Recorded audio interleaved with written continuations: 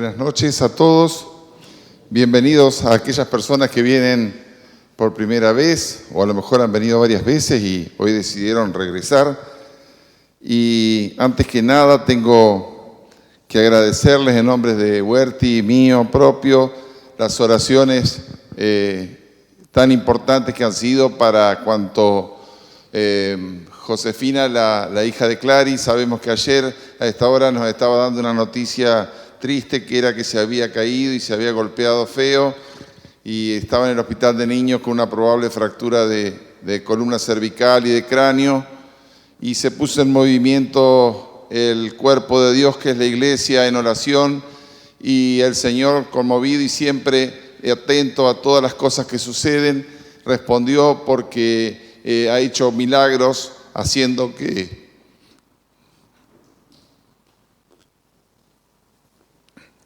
los estudios posteriores no mostraran lesión. Así que gracias al Señor hoy podemos decir que José está recuperándose bien y bueno, le han sacado el cuello y todo y está dinámica y demás. Así que nada más que gracias a ustedes y gracias al Señor. Perdón porque empezamos mal. Bienvenidos a gente que hace rato que no veo, como Gastón Barolín, de lo más profundo de Entre Ríos, allá en el límite con Corrientes. Nos conocimos cuando yo todavía tenía pelo y era bastante más flaco y tenía bigotes, imagínense, tiempo atrás. Pero bienvenido Gastón también, y su familia. Para que busquen aquí, así lo ponemos después, Mateos capítulo 3, y para entrar en tema, haciendo como un prefacio, desde Malaquías hasta el Evangelio de Mateo, hace 400 años que no se eleva o no se escucha voz en Israel. Hace 400 años que el profeta Malaquías decía al final, en el anteúltimo capítulo de aquí, yo os envío al profeta Elías. Y esa esperanza, ese silencio prolongado en el tiempo, durante el cual sucedieron cosas en el pueblo de Israel que hicieron que pasaran imperios, que cayeran imperios, que imperios como los griegos tuvieron una amplia influencia sobre todo ese territorio del Asia Menor, haciendo que la gente se volcara hacia la cultura helenística. Y también los judíos, muchos de los cuales habían buscado asemejarse, como hacemos hoy en día, al mundo, y tomaron culturas semejantes.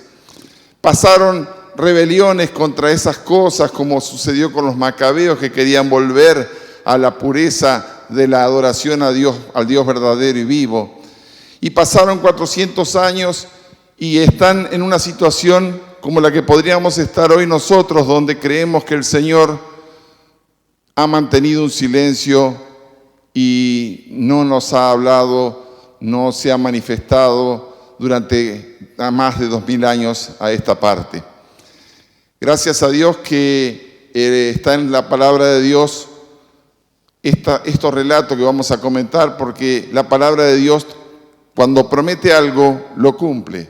Y así sucedió con la venida de Juan el Bautista.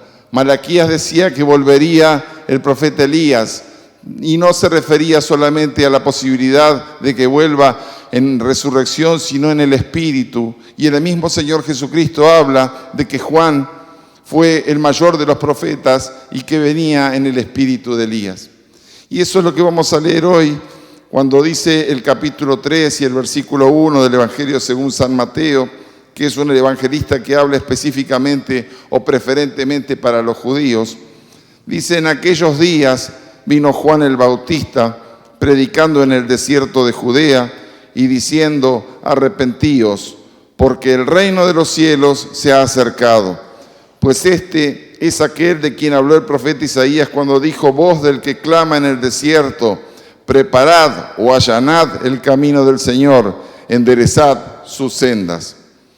En aquellos días, dice el primer parte del versículo, y cuando se refiere en aquellos días, no es que está hablando de un tema cronológico, no utiliza la palabra cronos tampoco, ni la que voy a decir después, pero no está hablando de tiempos específicos de que si es el siglo I o el siglo II, sino que está hablando de que en aquellos días estaba por suceder un kairos.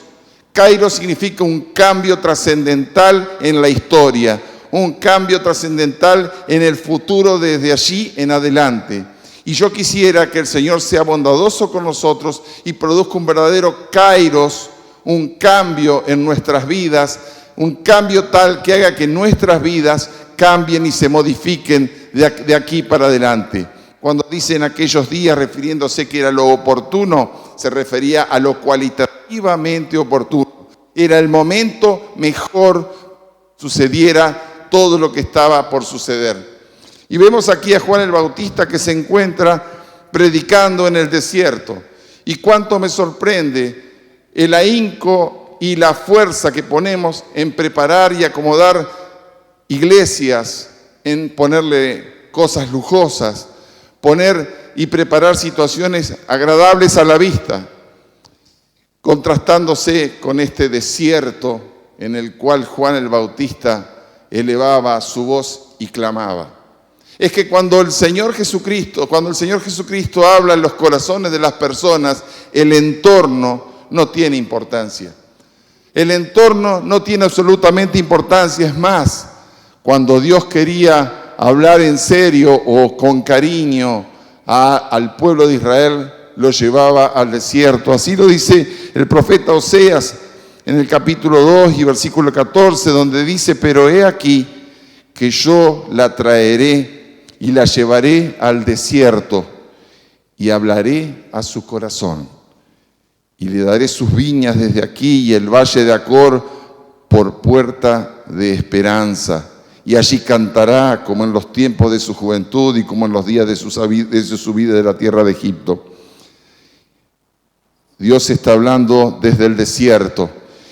Y me hizo pensar en las situaciones en las cuales el Señor me ha puesto anoche, sin ir más lejos, en el desierto, en los momentos en los cuales ya no tenemos nada más a lo que asirnos, cuando de repente nuestros amigos han desaparecido y estamos en el medio del desierto, cuando nuestras posesiones son menores y ya no tenemos la seguridad que nos puede dar tener dinero o un trabajo seguro. Estamos en medio del desierto y en ese medio de la soledad donde no tenemos nada más a qué dirigirnos, no hay agua, no hay alimento, se siente la voz de Juan el Bautista que aún hoy está resonando desde las palabras de la Biblia directo hacia nuestros corazones. Y clama, arrepentíos porque el reino de los cielos se ha acercado. Y cuando utiliza la palabra arrepentíos, utiliza otra palabra.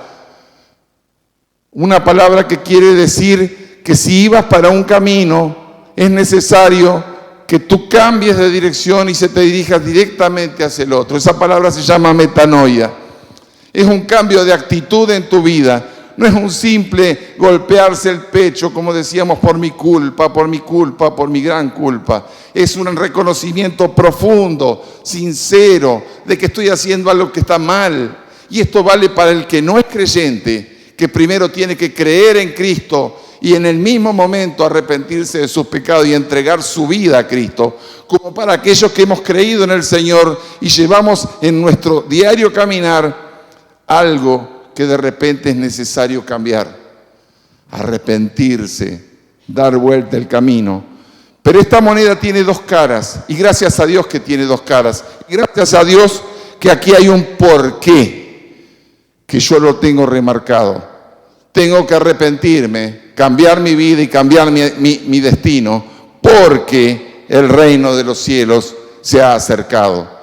Y hoy en el año 2023 ese reino de los cielos está representado en la persona de nuestro Señor Jesucristo. No es el hecho de que yo voy caminando hacia allá, doy vuelta a mi camino y me quedo parado frente al abismo sin saber a dónde dirigirme. Hay un porqué, me arrepiento, cambio, porque de aquí en más doy un paso de seguridad hacia el reino de Dios, hacia la persona de nuestro Señor Jesucristo. Es un cambio de actitud y dirigirse hacia otro lado, que es la persona del Señor. Eso es lo que quiere predicar y predicaba Juan el Bautista, y aún hoy también nos está diciendo a nosotros. Queridos hermanos, si somos creyentes, es el momento de mirarnos adentro y decir, estoy haciendo lo que Dios quiere como persona, como iglesia, o es necesario que yo tenga que arrepentirme, cambiar, girar, modificar, enderezar el camino para dirigirme sin impedimentos ante Dios. Si hay algo que te entorpece, si hay algo que hace que no veas a la persona de Cristo, es el momento de escuchar a Juan y decir, arrepentíos. Y en este caso, como manera de demostrar que se arrepentían, se bautizaban, y es como que el Jordán llevaba sus pecados y los llevaba al mar muerto, porque en el desierto es en esa zona, y el mar muerto donde todo flota, el Señor dice que los pecados los pondrá en lo profundo de la mar y nunca más me acordaré de ellos. Qué hermosa alegoría en ese sentido.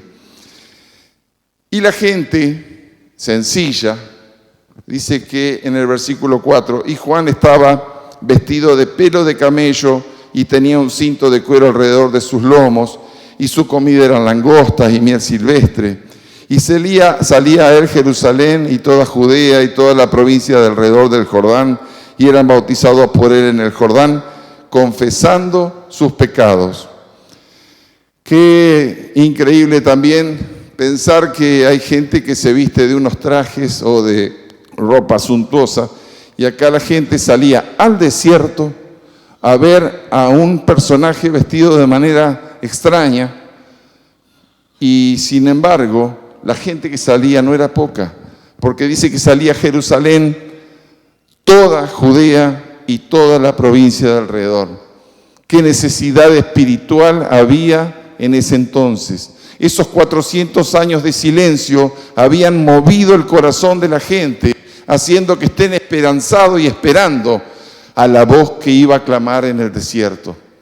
Y estos 2023 años que están pasando desde que el Señor resucitó aproximadamente, también deberían estar poniéndonos en una situación similar, anhelando la venida del Señor Jesucristo. Pero mientras el Señor viene, tenemos la posibilidad de tener comunión y contacto con Él hoy, ya y ahora mismo, con el hecho simple, pero maravilloso y misterioso, de invitar a Cristo a que venga a nuestro corazón y que cambie nuestra vida y que enderece para siempre nuestro destino. La gente sencilla se acercaba, pero también había otros que se acercaban, muchos de los cuales de repente somos nosotros mismos, porque dice en el versículo siguiente, al ver él, Juan se refiere, que muchos de los fariseos y de los saduceos venían a su bautismo, les dijo, y qué duro que es esto, porque nos cuesta decir un mensaje tan fuerte hoy en día, tratamos de suavizarlo, achicar el golpe, pero les grita, generación de víboras, ¿quién os enseñó a huir? Como cuando un fuego llega, a huir salen las víboras y los animales disparando de la ira venidera. Haced pues frutos dignos de arrepentimiento y no penséis decir dentro de vosotros, a Abraham tenemos por padre, porque yo os digo que Dios puede levantar hijos de Abraham aún de estas piedras. Y ya también el hacha está puesta a la raíz de los árboles. Por lo tanto, todo árbol que no da buen fruto es cortado y echado en el fuego.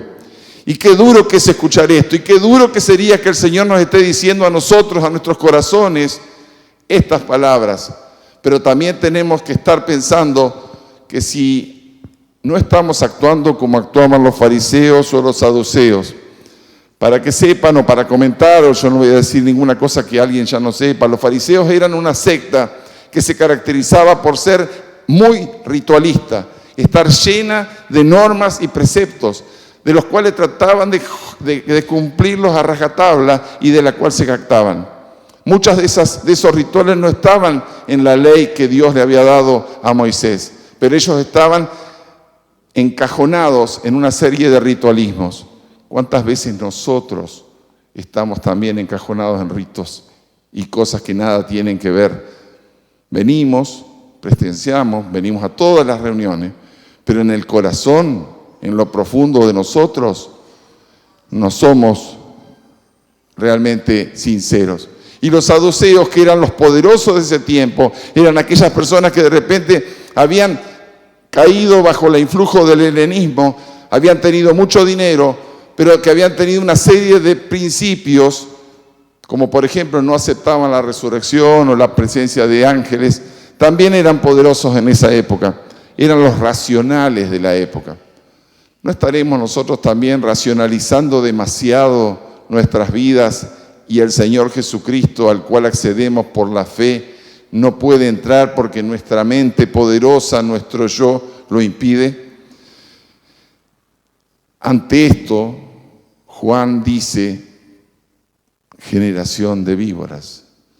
Nosotros tenemos que plantearnos como cristianos si estamos dando los frutos que el Señor pretende de nosotros. Porque es duro sentir que el hacha está puesta en las raíces. Porque es duro para Dios, como cuando nosotros tenemos en casa la esperanza de plantar una semillita de un árbol de naranja, por ejemplo, verlo crecer, regarlo, cubrirlo en el invierno para que no se seque, y cuando ya es un árbol frondoso, ver que no da los frutos que nosotros quisiéramos, y tenemos que darnos cuenta que ocupa espacio en el fondo y tenemos que cortarlo. ¿Cuántas esperanzas habíamos puesto en ellos? De la misma manera el Señor había puesto muchas esperanzas en los hijos de Abraham, en los hijos de la fe. Y los saduceos y los fariseos corrompían esa esperanza pura, pristina de la fe de Abraham a través de rituales y de ideas equivocadas. Y el hacha del Señor está apoyada sobre su raíz, dispuesta para cortarlo. Ojalá que el Señor nunca obre sobre los creyentes en este momento de esa manera. Pero tenemos que recapacitar, arrepentirnos y dirigirnos hacia el Señor. Finalmente, en el versículo 11 dice, yo a la verdad os bautizo en agua para arrepentimiento, pero el que viene tras mí, cuyo calzado no soy digno de llevar, es más poderoso que yo. Él os bautizará en Espíritu Santo y fuego. Su aventador está en su mano y limpiará su era y recogerá su trigo en el granero y quemará la paja en el fuego que nunca se apaga. El Señor Jesucristo vino y dice aquí, y es verdad, Él nos bautizará con Espíritu Santo. Cada vez que una persona acepta a Cristo en su corazón, el Señor Jesucristo viene a habitar en el corazón de esa persona y esa persona ya es en Cristo. Es un ir y venir. Pero acá agrega una I y fuego. Y esa I es una I que tiene X años. Todavía no ha sucedido la segunda parte de lo que decía Juan. Porque el fuego todavía no se ha derramado en castigo sobre la gente. Hay quienes hablaban de que Pentecostés podía ser el fuego al que se refería Juan, pero era como láminas de fuego. ¿Cómo? El fuego es algo que habla de juicio. Y ese I significa que aquellas personas que no aceptaron, habiendo tenido la oportunidad misericordiosa de Dios de aceptarlos, algún día van a tener que sufrir el juicio. Y lamentablemente no gusta, no agrada. A mí no me gusta decir esto. Y al que escucha de repente no le gusta escucharlo. Pero decir que algo puede suceder para mal no es el que, como dice, el que avisa no traiciona, dice el dicho. Y aquí precisamente pasa eso. Porque el Señor separará la paja del trigo. Y cuando llegue, haya ya separado la paja del trigo, la paja será quemada. Este es el mensaje de Juan que todavía sigue vigente para nosotros. No un mensaje de arrepentimiento, es el mensaje de que tenemos que arrepentirnos porque Cristo ya vino. Y si vino, tenemos que aceptarlo. Y bautizarnos ya no con el bautismo de Juan solamente del arrepentimiento, sino en el nombre del Padre, del Hijo y del Espíritu Santo. El bautismo del Señor Jesucristo es la identificación que hace ver al mundo de que nosotros hemos cambiado, hemos arrepentido, hemos dirigido en la dirección de Cristo y que lo aceptamos como nuestro Señor y nuestro Salvador. Este mensaje sirve para los que no tienen a Cristo porque necesitan creer, arrepentirse y venir a Cristo. Pero también es un mensaje para los creyentes porque tenemos que hacer un acto de contrición. Tenemos que saber que si nuestra conciencia está cauterizada y no nos mueve, significa de que estamos mal. Tenemos que escuchar la voz del Señor que nos grita y nos clama como Juan desde el desierto. Cambien su actitud, allanen, enderecen sus caminos, porque el reino de los cielos, el Señor Jesucristo ya vino y su Espíritu se derrama con libertad y amor sobre cada uno de nosotros.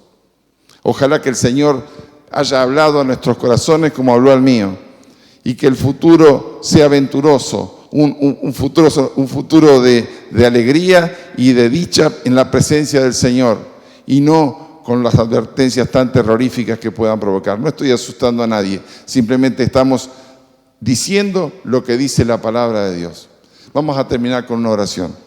Padre querido, te agradecemos porque aunque las cosas que leemos no nos gusten, porque a nadie nos gusta que nos corrijan o que nos reten o que nos digan las cosas, Señor, en realidad tú siempre has hablado con amor. Y cuando hablaste con amor lo hiciste a través de una persona, que es nuestro Señor Jesucristo, que vino a morir por nuestros pecados. Quizás alguno pueda morir por un amigo o por alguien bueno, pero Él vino a morir y a entregarse por nosotros, aun cuando estábamos muertos en nuestros delitos y pecados.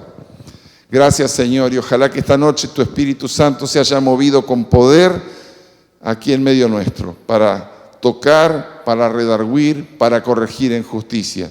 Y que tu palabra haya sido una espada profunda, bien afilada, que nos haya cortado y nos haya dolido hasta lo más profundo del alma. Señor, te bendecimos y te agradecemos las bendiciones cotidianas. Y ahora, Señor, que estamos por hacer la cena y que estamos por compartir los símbolos, vamos a orar por el pan, ese pan que representa tu cuerpo, un cuerpo entregado en amor y en representación de la vida y el cuerpo de cada uno de nosotros. Ese pan que no tiene valor en sí mismo, sino es en el simbolismo que tiene de tu persona. Bendito Dios, gracias porque podemos recordar tu sacrificio en cada domingo que compartimos el pan. Y al hacerlo te lo agradecemos y te lo pedimos en el nombre del Señor Jesús. Amén.